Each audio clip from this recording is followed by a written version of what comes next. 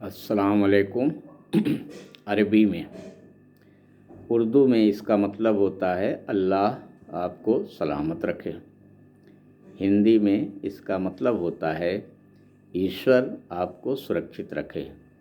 मैं ज़ियाउल हक, अध्यक्ष सच समर्थक पार्टी। आज का वीडियो का विषय है दिल्ली नगर निगम चुनाव।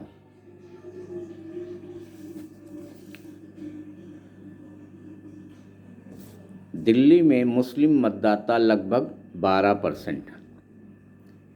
नंबर 1, दिल्ली एमसीडी यानी नगर निगम चुनाव में टोटल सीट 250।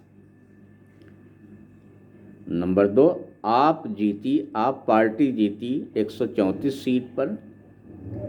नंबर 3, भाजपा जीती 104 सीट पर। नंबर 4, कांग्रेस जीती 9 सीट पर।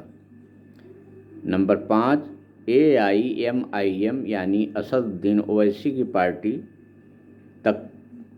तकरीबन 15 सीट पर लड़ी और 0 सीट पर जीती, यानी किसी सीट पर जीत नहीं पाई। नंबर 6, अल्पसंख्यक वोट कांग्रेस की तरफ लौटे हैं, यानी उनका मोह भंग आप पार्टी से थोड़ा कम हुआ है।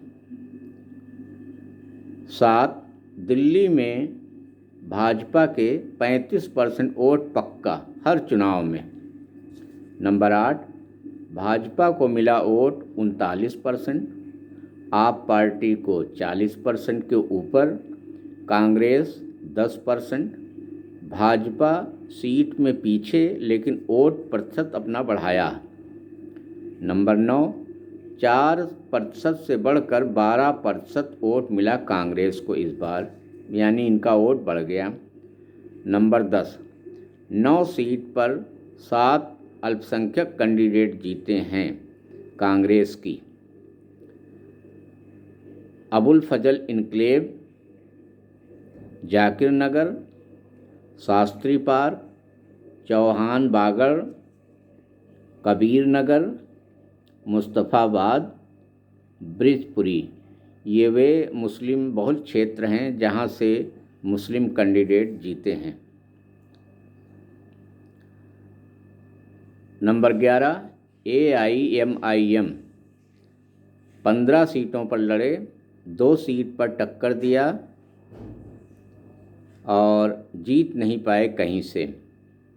वोट प्रतिशत है इनका 0.62%, यानी 1% से कम। नंबर 12, जमुना पार दिल्ली मुस्लिम बाहुल, मुस्तफ़ाबाद से आप पार्टी हारी MCD चुनाव। नंबर 13, 26% मुस्लिम का वोट कांग्रेस को मिला, 3% भाजपा को, लोकनीत CSDS के सर्वे के अनुसार। नंबर 14, मुस्लिम जीते 3 आप पार्टी से, 1 निर्दलीय। नंबर 15, ओखला विधानसभा क्षेत्र से मुस्लिम पार्षद जीते हैं 4। नंबर 16, 11 मुस्लिम पार्षद जीते टोटल। अब ये है कि इस वोट में मुसलमानों ने अपने बारे में क्या संदेश दिया है, कुछ बातें इस पर। मुसलमानों ने ये संदेश दिया है कि अभी वे कुरान की ओर रुजू नहीं किए हैं, यानी कुरान की आयतों से उन्होंने एक तरीके से इनकार कर रखा है। 1947 से लेकर अभी तक करते आ रहे हैं, क्योंकि कुरान के मुताबिक जो अपने आप को मुसलमान कहते हैं और मानते हैं, उनके लिए ये हुक्म है कुरान में कि लड़ाई के मैदान में वो केवल मुस्लिम कैंडिडेट में ही जिसको बेहतर समझें उसको चुन सकते हैं। और इसमें एक सावधानी की बात यह है कि मुस्लिम कैंडिडेट जो हो वह मुस्लिम पार्टी से हो या निर्दलीय से, किसी गैर मुस्लिम पार्टी से अगर मुस्लिम मतदाता मुस्लिम कैंडिडेट है तो उसको अपना न समझें, कुरान के मुताबिक वो मुनाफिक हैं। तो इसकी रोशनी में तो ये है कि जब दिल्ली में मुसलमानों की तादाद है तकरीबन 12% मतदाता हैं और उसमें मुस्लिम पार्टी या निर्दलीय को मिलाकर 1% भी वोट नहीं मिला है, तो इसका मतलब जिन्होंने दूसरी पार्टियों को, गैर मुस्लिम पार्टियों को वोट दिया है, उन्होंने कुरान से बगावत किया है, यानी कुरान की ओर अभी रुजू नहीं किया है। खुलेआम बगावत है ये।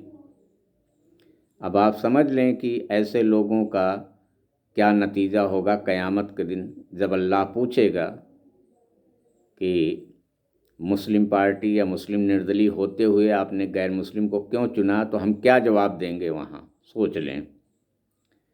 कुरान में 40 आयतें ऐसी हैं, 2 हदीस है और एक दुआए कुनूत का तर्जुमा की रोशनी में साफ अल्लाह ने बता दिया है कि अगर लड़ाई के मैदान में हमने मुस्लिम